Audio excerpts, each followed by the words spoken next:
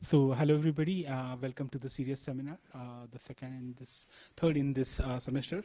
So today we have Professor Jean Camp from Indiana University Bloomington. She's a very well-known researcher in the usable security and security economics field who has done tremendous work in all this field. Before working at Indiana, she was working at she spent like around 8 years at Harvard, where she was also working in the similar topics, and also at Carnegie Mellon before that. And so she spent 1 year in Sandia. So quite a elaborate career all throughout in different interesting places. So today she's going to talk about the changing economics in networks, where we're going to see some interesting interplay between the economics, networks, and security. So, Thank you. How many have you heard that security is not a level playing field?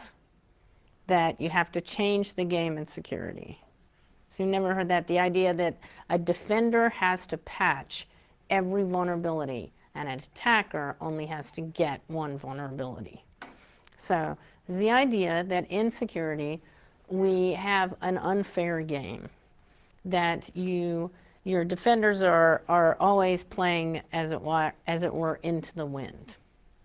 So changing the game in economics, in security, has been a goal of the Department of Homeland Security and the Department of Defense for quite a long time. So I want to talk to you about how we use economics to change the entire game and to make it possible for defenders to win. And that is why we care about economics of security. So I am going to talk to you about economics and then BGP as an economic phenomenon. I don't think many of you have ever thought about route updates as economic information, right? But they really are. And then changing the economics of BGP and why BGP-SEC doesn't work. So I'm going to assume a fairly varied level of network security, networking security, and economics. So some of this you will already know, and some of it will be entirely new. So the thing about economics, and I'm going to talk to you about markets, and because if we want to change the game using economics, we have to understand markets. And some of these have some pretty significant assumptions. Well, you have some pretty significant assumptions too, right? You talk about ones and zeros and step functions instead of 0.9 and 0.02 and exponential response curves. So for the market to work, you have to understand the assumptions of the basic economics. This is just micro 101. But everybody has assumptions, right? I mean, if you're the engineers in the room, how would you calculate the volume of a cat? Well, the engineer might put the cat underwater, but only for a second and not enough to hurt the cat. But if the cat's a fluffy cat, that would not give you very accurate information, right? Because you're reducing the volume of the cat. The mathematician would do the most exact response, but that would be intractable. I mean, you just couldn't get the cat to stand still. And the physicist might assume a spherical cat. So I admit there's a certain amount of assuming a spherical cat in economics, not in the technical solution where we change BGP, but in the idea of economics of security. Now, if you have a market that actually works, you have to have three things about the thing you're buying and selling. So one of those things is goods have to be rivalrous. That is, if I use it, you can't use it. They have to be excludable. That means I can prevent you from having it, like this clicker. And it has to be transparent, which means that you have full information. So there was a very popular Android security app that secured your Android. And I think its name was Veritas. Does anybody remember this? It had 5 stars, super popular. Google took it off the market because all it did was nothing. It just made you feel good. Yay, I have security on my Android. I'm so happy. So we have problems with all three of these in economics. In security, so transparent also means low search cost and ability to examine and predict. When you go buy a car, you have some idea of how much you're going to drive, right? When you buy a house, you have a pretty good idea of who's going to live there, right? But security and privacy are goods that you only experience when they fail. And this is a problem with security. How do you know your security works? Nothing happened, right?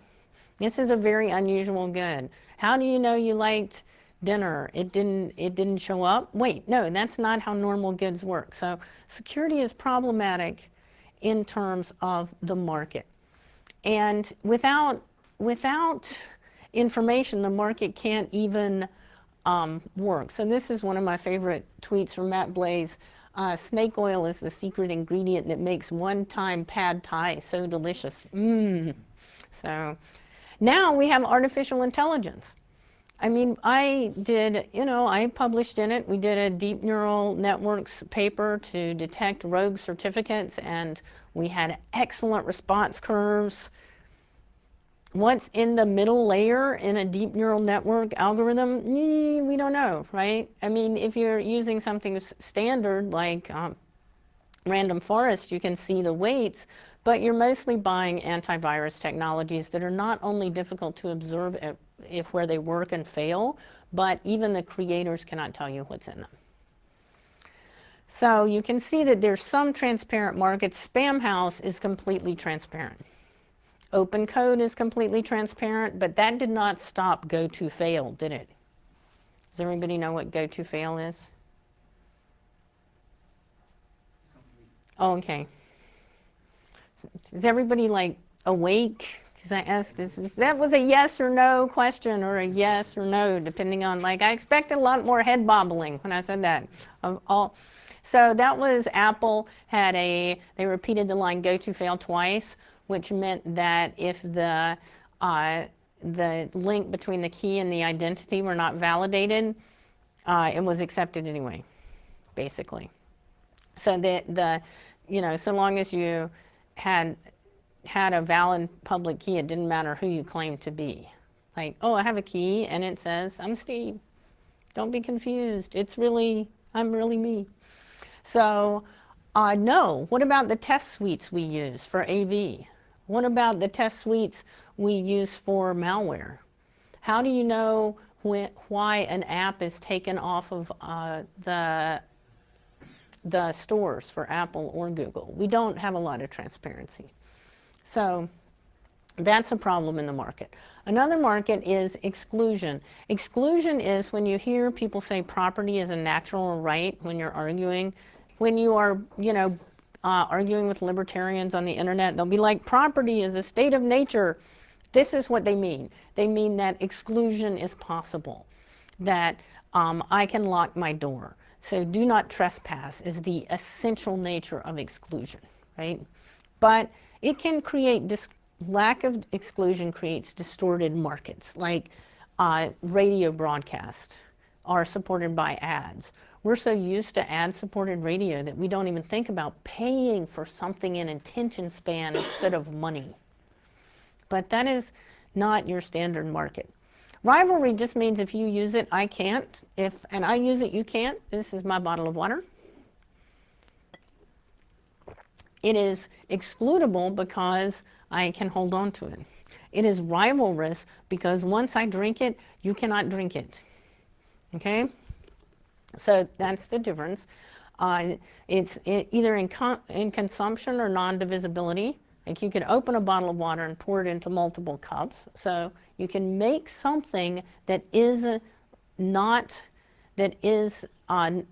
rivalrous, less rivalrous. So if you think of Uber as time sharing, they took car ownership, right, which was rivalrous. If I own my car, you cannot use my car. I mean, this is not an example. I'm not letting you use my car. I like my car. No offense.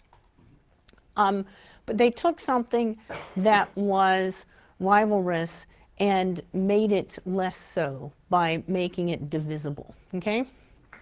So the cool things about, we can go through that. So the things that we see, high fixed cost, zero marginal cost. Once you write software, how much does that second copy of software cost? Right? So railroad tickets, large, I meant nuclear electrical plants, like Catawba Electrical Plant, which is a Duke plant. So I don't know, maybe they wheel some of that energy out here.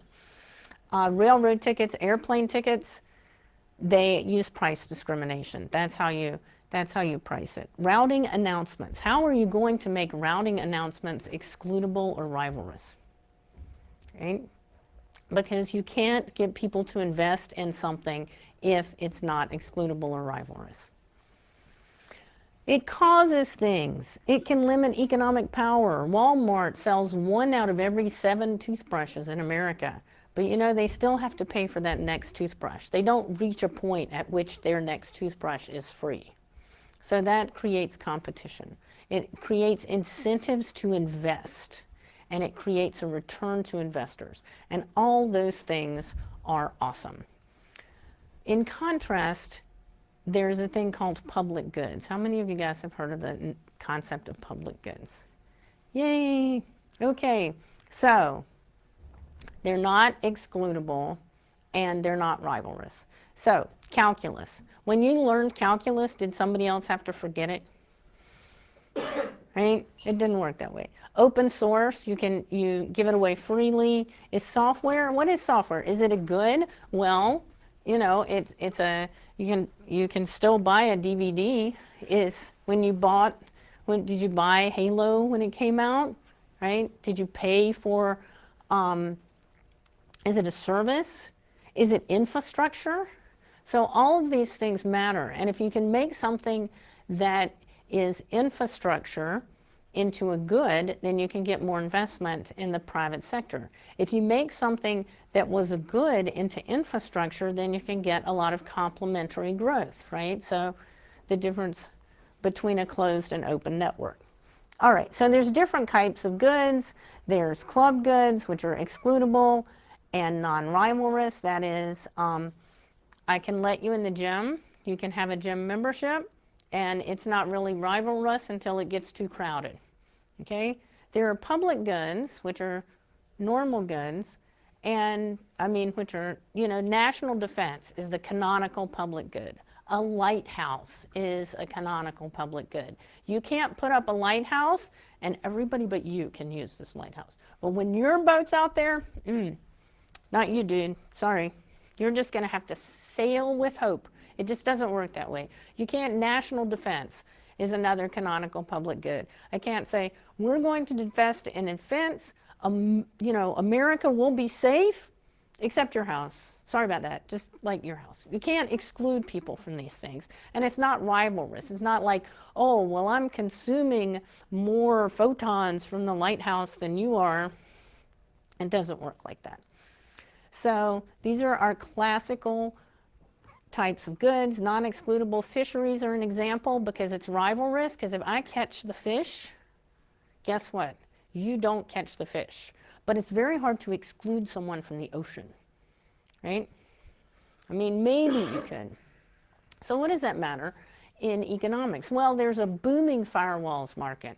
In fact, the next generation firewalls market is the subject of like a Gartner report every quarter because they're so excited at how much money you can make in firewalls, right?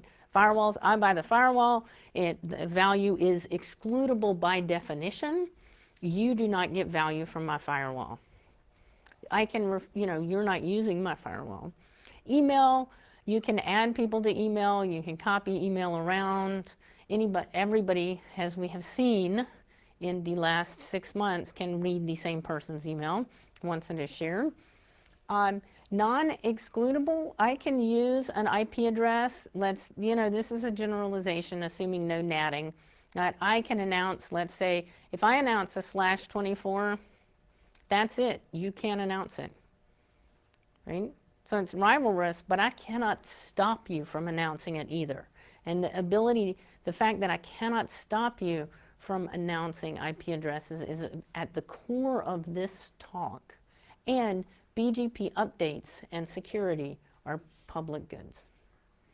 Okay, so we can change this by design.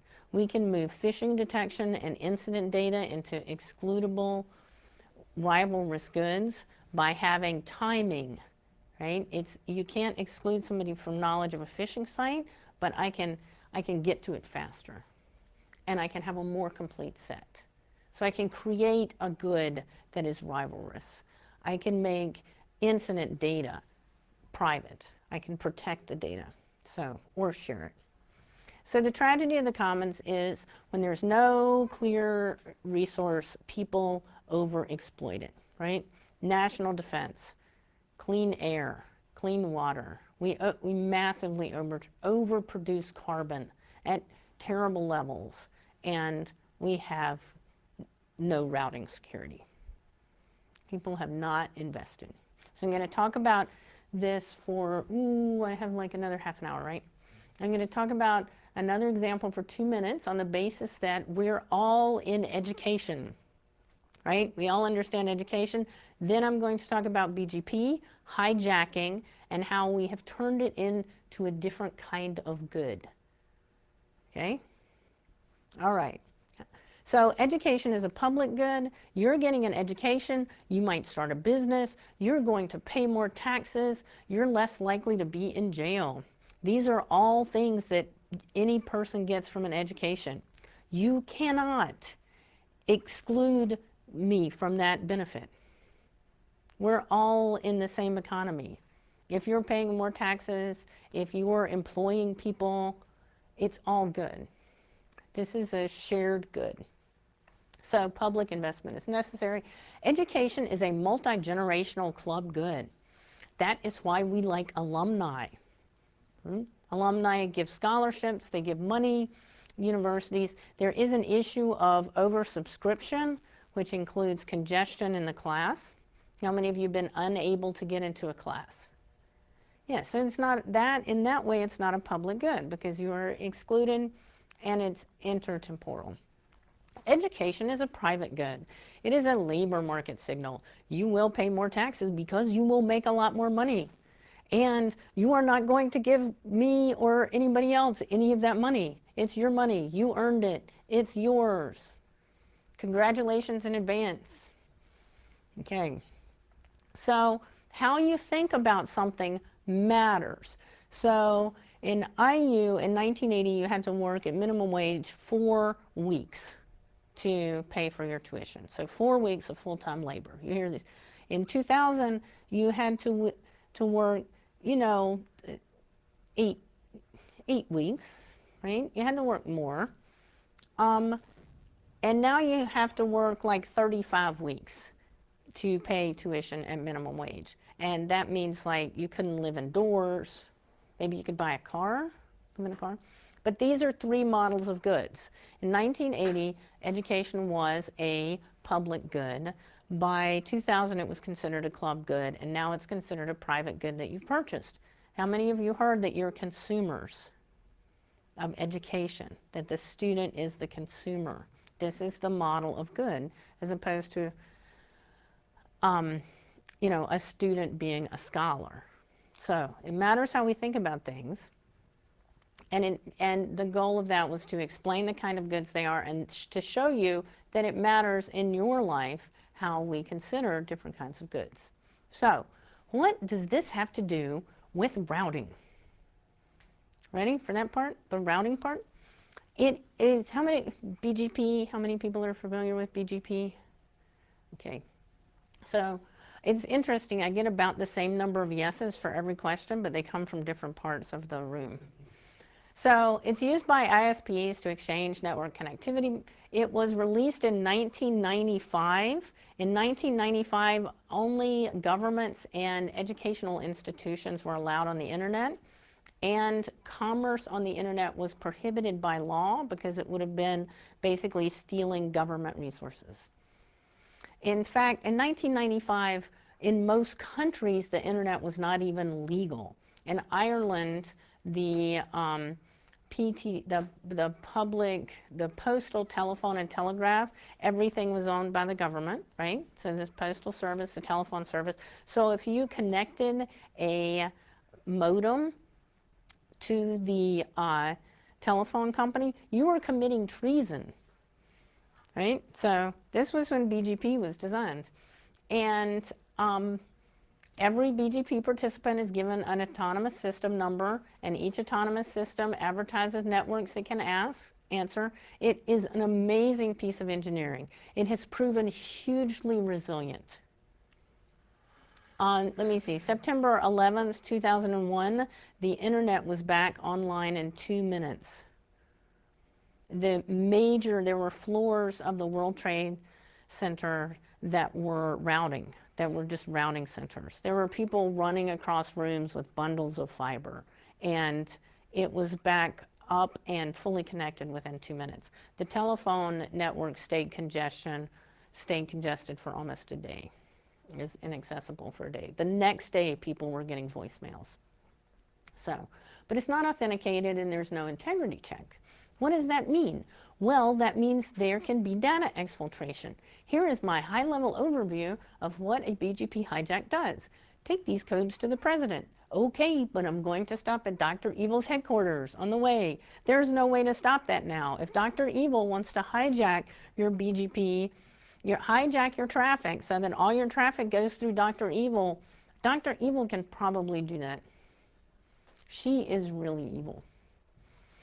Okay, so hijacks, why do people do hijacks?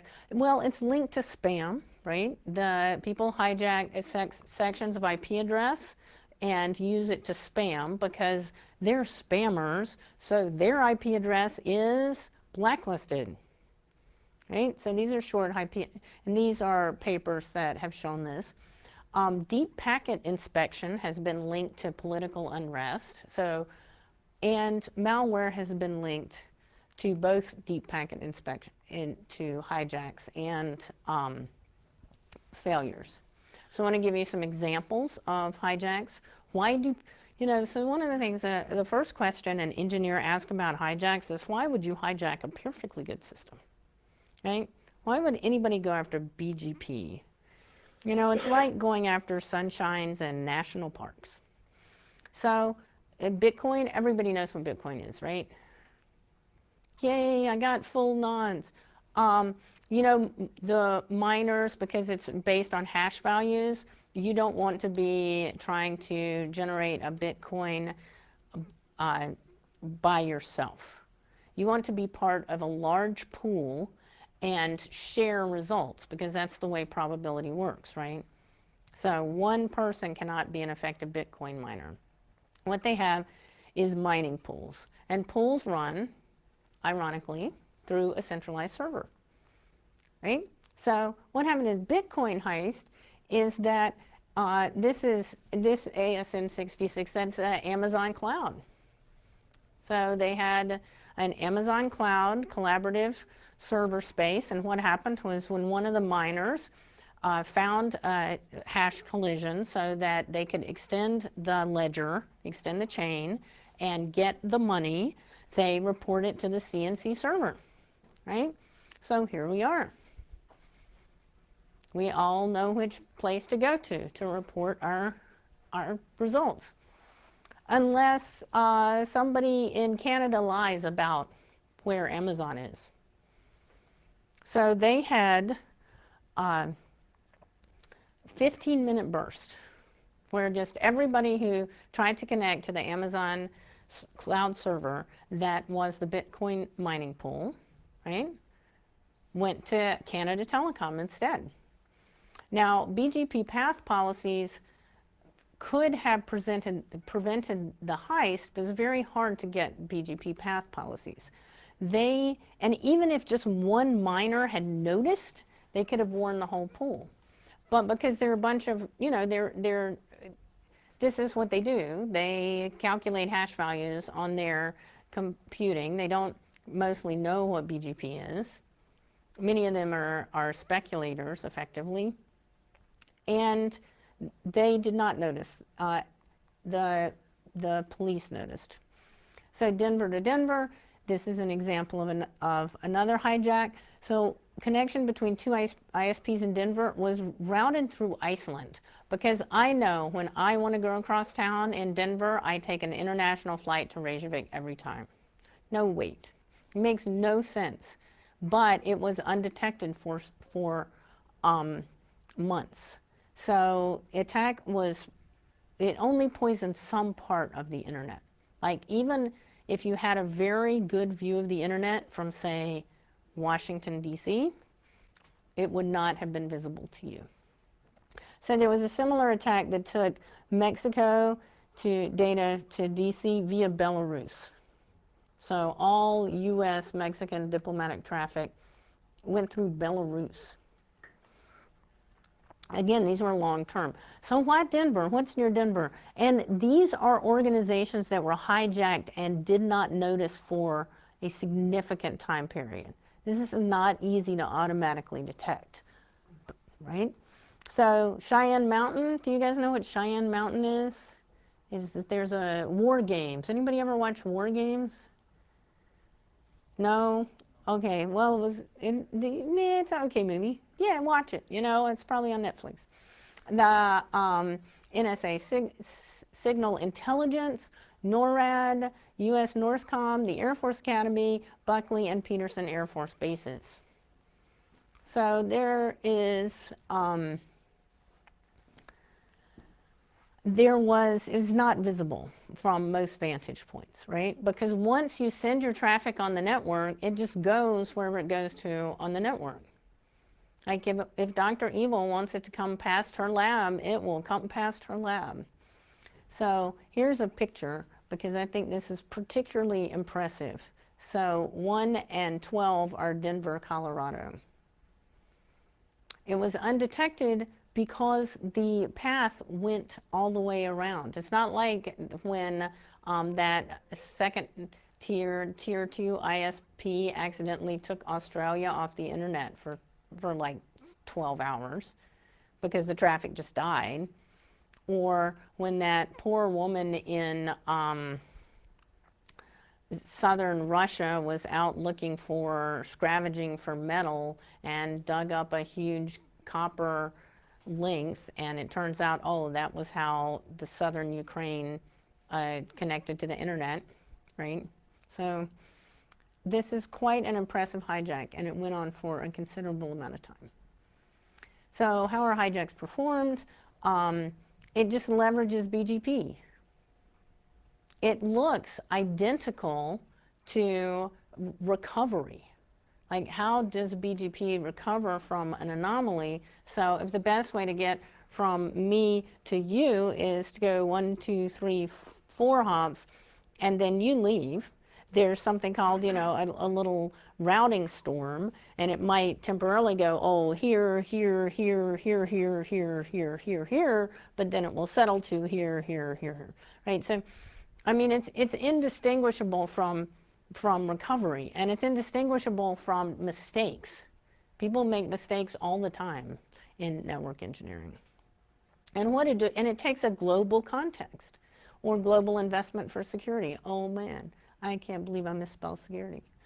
But defenders only have local context. All I can see is that it's going to you. I don't know which path it is taking after this, really. So how do you do a BGP route? You say, all right, here, let's say AS4 wants to go to AS1, and AS3 and AS1 are connected. Oh no! There was somebody pick a disaster. Give me a disaster, any disaster. Tornadoes. There was a tornado, very appropriate.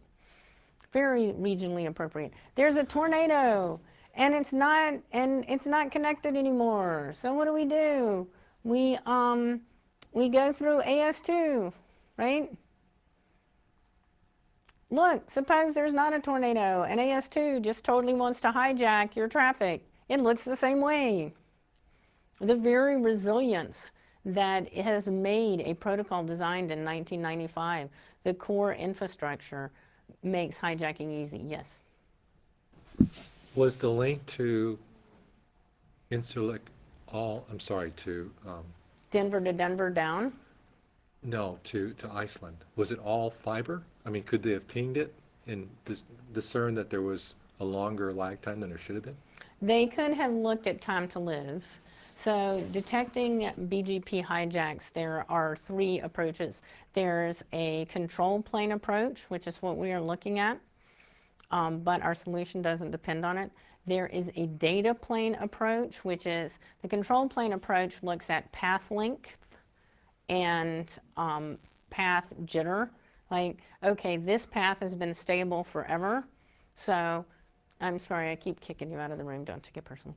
And so you leave, but suddenly instead of going 1, 2, 3, 4, 5, 6, it goes 1, 2, 3, 4, 5, 6. So that's a distance. So the information theoretic distance between 2 paths. And then there's a data plane approach where you look at delays and time to live. And then there are approaches that combine the 2 of those. We looked at this result looked at jurisdiction because it's research and nobody's looked at jurisdiction before. But we found that by combining jurisdiction and path topology, so control plane and geographical information, we have a pretty, I feel that we have good results. But they haven't been published yet because we haven't finished writing those up, so I can't confirm that my peers also believe we have good results. So again, we see the same thing. We have hijacking. So AS2 sends out a /28. So and then they're targeting some subset of AS4. So /28 is added to the route table because it's more specific. And then it's exactly a hijack. So it's a growing problem. Is it all criminals? Is it about making money? Is it a bunch of incompetents who just literally cannot route their way out of a subnetwork? Or is it all spies? So there was an argument for a while that it was not increasing because Argus has publicly available data on route hijacks based on data and control planes. But if you look at that data, it turns out if you just take some months out, it's not really decreasing. It is increasing. So this is the timestamp of their data. So I argued that it is increasing, although there's not a lot of information. And is it political or criminal? Well, these are hijack hotspots from our analysis. So how many of you have ever seen a map of the fiber infrastructure of the world? Okay, yeah, do you see this, right? So first of all, this is Djibouti, and it is very close there. So all of this traffic goes either through Turkey or through Africa. And if it goes through Africa, it goes to the US here. There's a cable from the Ivory Coast and Liberia. So there's a lot of cables from Liberia and the Ivory Coast. Djibouti is a major center for telecommunications. There's an IXP there because of geography. And like these two, Comoro, they just have lousy data. Let's be honest. That some World Bank data, when you look at smaller nations, it's just all over the map. It just, I mean, you want to say that World Bank data provides consistent biases or consistent errors, but when you start getting to small countries that are not very economically stable, those numbers are just like very unreliable. So there are 2 things you can see here. You can see the fiber networks across the world, and you can see 2 places where I don't believe the World Bank data. So we saw a lot of information if you're used to clustering. I think we all see 2 clusters there in this snowman. There's this cluster and this cluster. So we found evidence for crime, which is the big cluster, and we found evidence for intelligence activity. All these countries are engaged in warfare or active violent civil dispute. Not like people marching in pink hats, but like people shooting at each other and bombers in aircraft involved. So, Question? yes. So what does the full dot, empty dot, and Oh, I'm sorry. An empty dot means few anomalies. So this is the hot spot that we thought was weird. This is a world governance indicator, which is rule of law, and this is secure internet servers. So yes, there are places that literally report we have a dozen secure internet servers, and we are very proud. So, all right. So hijacking, remember, sends false connectivity information, and a route leak is an unintentional misconfiguration that causes a BGP participant to send incorrect connectivity information. They both can have the same result. There's a moniker for this. Has anybody heard this? Fat fingers, which is completely stupid because the human hand is the same size as it always was. Like if you look at Michelangelo, on the Sistine Chapel, it's the same hand if you look at the keyboard. People just have not changed that much. So it's actually bad usability design. Fingers should still work. So there are some proposed solutions to this. One is we can have a resource public key infrastructure which validates the origin, or we can have BGPsec, which provides full path validation. So it's a cryptographic association between network and origin. It only prevents certain classes of BGP attacks. Bitcoin would not have worked. So it makes sense for Amazon to adopt this, right? But it doesn't make sense for most places to adopt this. Do you have a local little telephone? We have Smithfield Telephony in Bloomington. Do you have something like that? A third telephone? Okay. So it doesn't make sense for Comcast to adopt this. It would cost them a huge amount of money. Who would it benefit? Maybe other people, but not Comcast. And Denver would still have worked, because it turns out, and this is shocking to many cryptographers, and I've got to say I love cryptographers. Many cryptographers are a friend of mine. An untrustworthy autonomous system with a certificate is still untrustworthy. Just like an untrustworthy website with a public key certificate is still untrustworthy. So BGPsec offers full path validation and identifies trusted connections between each AS, which means that everybody has to adopt it. It is very expensive, and it requires updating the entire public infrastructure. So let's think about the coordination cost of that. If all I wanted right now in the world was for every one of you to shift one seat to the left, I have 20 minutes left. It would take the whole 20 minutes to get everybody to shift one seat to the left. And that's not even infrastructure. That's a tiny coordination problem. This is an immense coordination problem. Okay? This is a coordination problem of at least hundreds of billions of dollars. So, and the first person that adopts BGPsec gets nothing because nobody else has adopted it. So it's like saying, picking one of you and say, all right, so I really want everybody to stand on one foot. So I'm going to ask you to stand on one foot for the next 20 minutes to see if we can get other people to stand on one foot. Because if we all took turns standing on one foot during all our talks, we'd have better balance. Right? And everybody wants better balance, right? How likely is that going to happen in this talk? It will not happen. So one of the ways we did it is we looked at ASN jurisdiction. We looked at where they're from, right?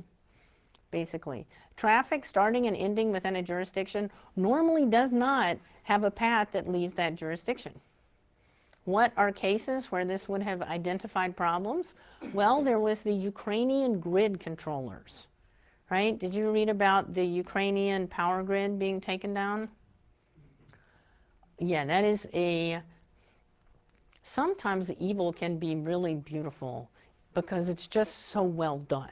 That the Ukrainian hack was a long-term attack by attackers who were based in Russia that brought down the power grid in eastern Ukraine.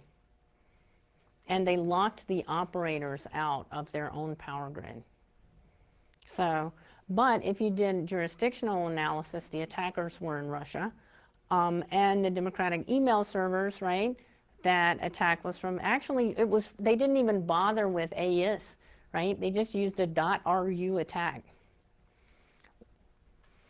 Okay, so each ASN belongs to an organization, most of which are ISPs, some of which are content delivery networks, and they're all subject to the laws, and there are real differences in those.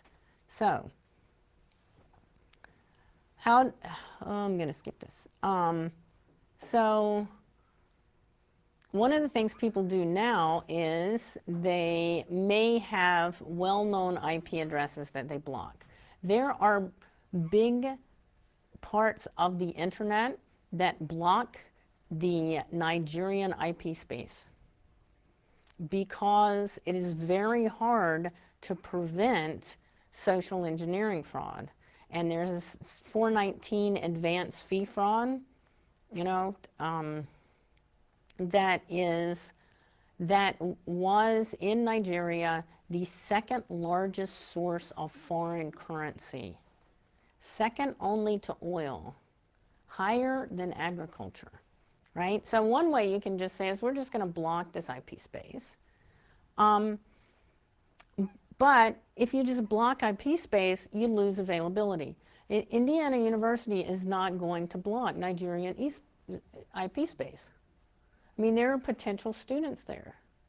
There may be alumni there. I mean, we're just not going to do it.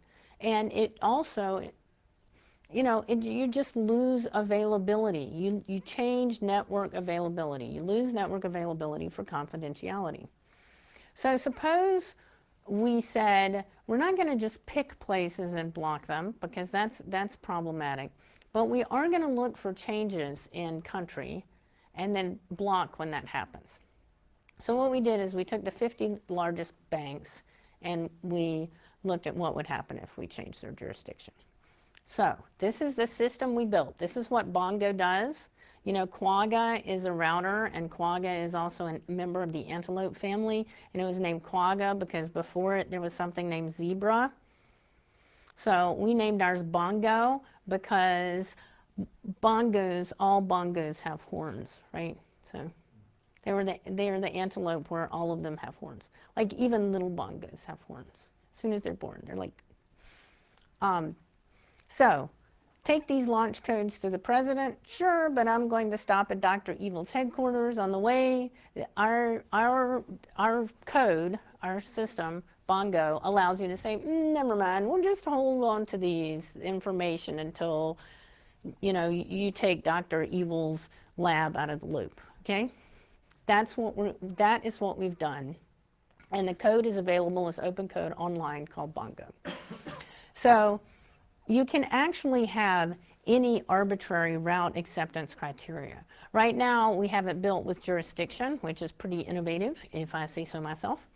We're looking at peer analysis. We're looking at path information. You can also do peer reputation. So one of the things is, if you want to talk about the BGP incidents that occur because of incompetence, that is concentrated in a fairly small number of ISPs. There is a distribution of competence across autonomous systems, as I'm sure you are not shocked to find out, right? So, like everything else. So we have a system, Bongo, that takes information, and the data I'm telling you about now is jurisdictional data. We also have path analyses data. And it can fling three things, right? It can offer open flow rules, right? Which is nice because SDN still is on top of BGP, and for all the excitement about SDN, I do not believe in a SDN future. I believe in a hybrid future, right? In fact, I don't have to believe in a hybrid future. There already is with data networks. It can refuse to change individual route information, which you can do now, but you don't control it over the network. Or it can fling out access control. It can change your access control list. It can fling out firewall rules. So that what happens when you see something suspicious, it's going by Dr. Evil's labs, you can just say, not right now. There's going to be a delay in transmission until the route appears to normalize. Now there is because you're looking at it from an individual vantage point, there is a route diffusion period where you are at risk, right?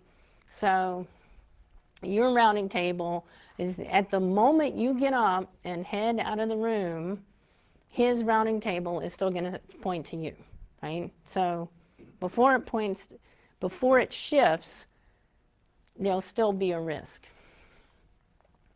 So what we did is we looked at 50 the 50 largest financial services, because we thought, if you're a criminal, what do they say? Why do you rob banks? That's where the money is. If I wanted to rob banks, I would do it this way. There is no way I would go into a bank. I'm not robbing any banks, but were I to engage in such activity, which I will not ever in my life, this would be the way to do it. So one of them dropped off the internet completely